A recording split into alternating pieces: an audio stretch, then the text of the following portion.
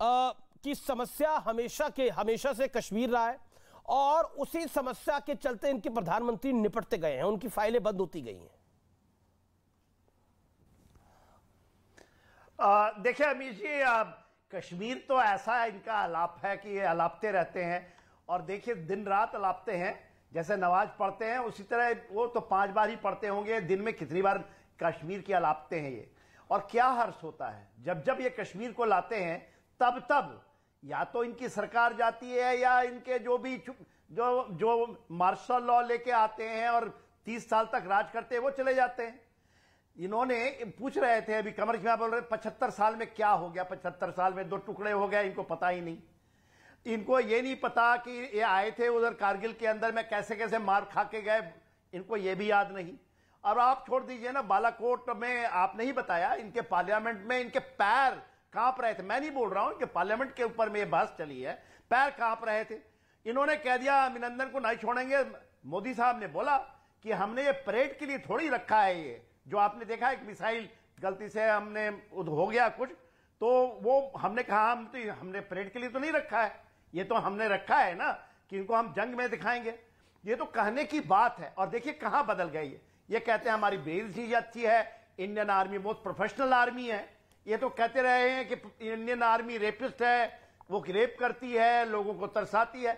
और ये आज कह रहे हैं, और ये क्या कहते हैं, ह्यूमन राइट, वॉर क्रिमिनल। अरे वॉर क्रिमिनल भूल गए जब आपने 10 लाख बंगालियों को, उसमें से 1 लाख विमेन को जब रेप किया था। ये भूल गए इन्होंने बलूचिस्तान में क्या कर रहे हैं, ये भूल गए कमर चीमा जवाब इस बात का, कमर चीमा जवाब क्या कर रहे हैं। ये इनका जवाब इनके पास कहां से मिलेगा। इनको जब बोलते हैं गो नवाजी गो, अब वो आप सिंहजांग ले लीजिए, सिंहजांग के अंदर में क्या हो रहा है, वहां रेपे होती है, हाइनाइजेशन होता है। भाई आप जवाब दे, इंडिया के अंदर क्या हो रहा है कि मुसलमान लड़की अगर हिजाब पहन के निकाब करके निकलती है तो जय श्री राम के नारे लगते हैं। ये इंडिया बर्दाश्त नहीं कर सकता भाई। 130 करोड़ का इंडिया एक लड़की के निकाब को बर्दाश्त नहीं कर सकता। ये तो आपको टॉलरेंस का लेवल है और आप दुनिया को बताने चले हैं।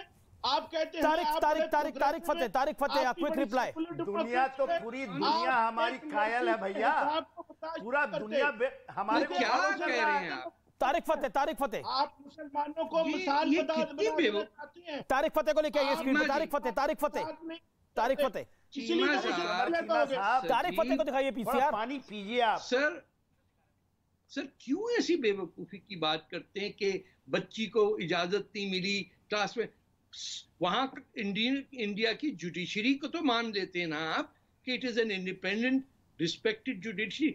जो स्टेट कह रहा है कि आप हिजाब पहन सकते हैं, जहां पहना, लेकिन स्कूल की यूनिफॉर्म वही होती है। ये और बात है कि पाकिस्तान में ना यूनिफॉर्म बची है ना कुछ है।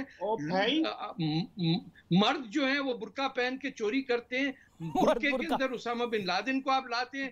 मैं तारिक साहब की इज्जत करता हूँ, बुजुर्ग है सर, मैं तारिक साहब की बहुत इज्जत करता हूँ, बुजुर्ग है, लेकिन ये स्कूल क्यों डिटरमिन करेगा। मैं आता हूं ब्रेक के बाद, मैं ब्रेक ले रहा हूं, ब्रेक के बाद वापस आ रहा हूं। आप देखते रहिए आर पार।